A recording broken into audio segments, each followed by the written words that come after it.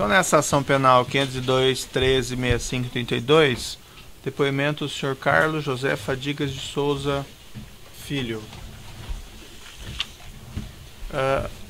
Senhor Carlos, o senhor foi chamado aqui como testemunha nesse processo pelo Ministério Público. Consta também que o senhor teria um acordo de colaboração com o Ministério Público, é isso? Isso. Acordo de colaboração que o senhor fez com a Procuradoria-Geral da República, é isso? Perfeito. Homologado pelo Supremo. Sim. O senhor assumiu o compromisso de dizer apenas a verdade nesse acordo, senhor Carlos? Sim. Senhor Carlos, então eu vou tocar o seguinte: tanto na condição de testemunha como na condição de ter firmado esse acordo, o senhor assume um compromisso de dizer apenas aqui a verdade perante a justiça. Se o senhor mentir em relação a qualquer situação, o senhor responde daí criminalmente por falso testemunho, além do senhor perder o seu acordo, certo? Certo. Vou advertir ao senhor também, senhor Carlos, que o que interessa aqui é a justiça, é apenas a verdade. O senhor não deve exagerar, o senhor não deve excluir nada do seu relato. O senhor não está aqui para confirmar a tese do Ministério Público e nem para proteger alguém entre os acusados, certo? Apenas a verdade que interessa aqui é a justiça, Perfeito. certo? Excelência, pela ordem, eu vou apresentar a contradita nos termos já conhecidos do juízo. Certo, fica registrada e indeferida também nos fundamentos anteriores. Senhor Carlos, vou pedir só para o senhor puxar o microfone um pouco mais próximo e já passo ao Ministério Público. Bom dia, Sr. Carlos, tudo bem? Bom dia. Sr. Carlos, poderia relatar bem breve o seu histórico na Braskem, por gentileza? Pois não. Eu entrei para trabalhar nas empresas que depois se tornaram a Braskem em 1992. Passei por diversas funções. Em 2006, final de 2006, assumi a função de diretor financeiro. Na sequência, presidi a operação da Braskem nos Estados Unidos. E ao final de 2010, assumi a presidência da Braskem. Fiquei nessa condição até maio de 2016, quando eu deixei a presidência para me engajar, digamos, no esforço na colaboração. Ok.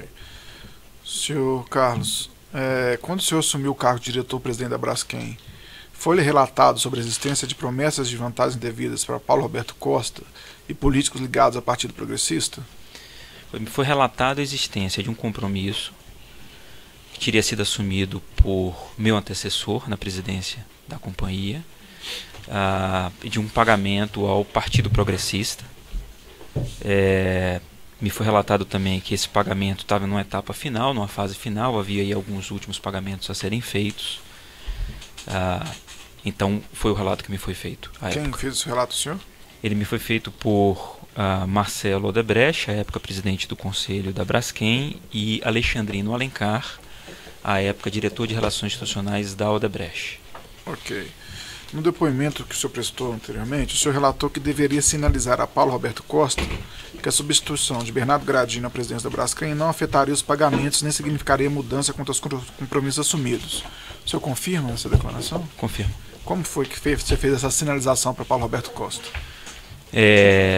Paulo Roberto Costa, só para deixar mais claro, era inclusive vice-presidente do Conselho da Braskem. Eu me reportava ao Conselho, um colegiado de 11 pessoas, e o Paulo Roberto, representando o acionista Petrobras na Braskem, era o vice-presidente do Conselho.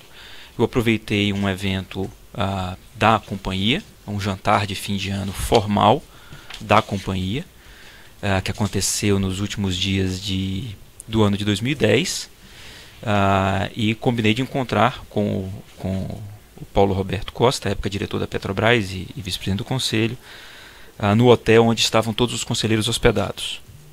Por acaso, um hotel na Bahia, próximo às fábricas da Braskem.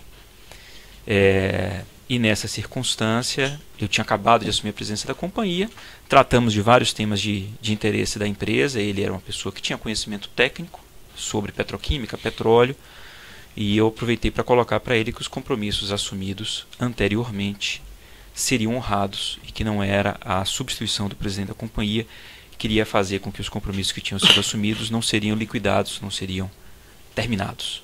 Só para confirmar, esses compromissos seriam recursos para os integrantes do Partido Progressista? Sim. Esses pagamentos sistemáticos em relação aos partidos progressistas de editoria de abastecimento tinha relação com o contrato de nafta celebrado em 2009 com a Petrobras? Àquela altura eu não tinha essa informação. Só para deixar claro, os pagamentos aconteceram nos meses seguintes, depois que eu assumi a presidência, e eles depois cessaram.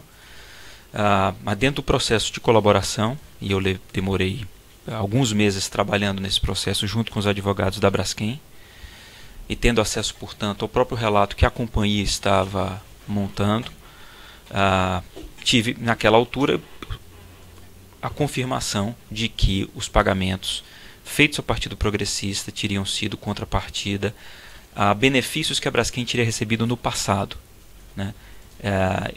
Entre eles, o contrato de nafta assinado em 2009 pelo meu antecessor. Sem mais perguntas, Excelência. O assistente de acusação tem perguntas? Os defensores têm indagações? Sim, não? Juízo, só para esclarecer um único ponto, não ficou claro para mim, o senhor mencionou esses compromissos a agentes do Partido Progressista, também abrangiam pagamentos que sejam do seu conhecimento ao senhor Paulo Roberto Costa? Excelência, era virtualmente impossível diferenciar uma coisa da outra. O Paulo Roberto Costa falava, de certa forma, em nome do partido, eram contas no exterior, pelo que eu passei a conhecer o detalhe somente no processo de colaboração. E no processo de colaboração eu vinha saber que algumas dessas contas eram do próprio Paulo Roberto Costa.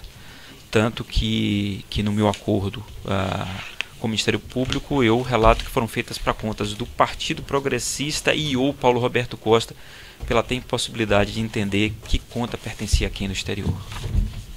Perfeito. Era o único esclarecimento do juízo, então vou declarar encerrado o depoimento do senhor Carlos José Fadigas.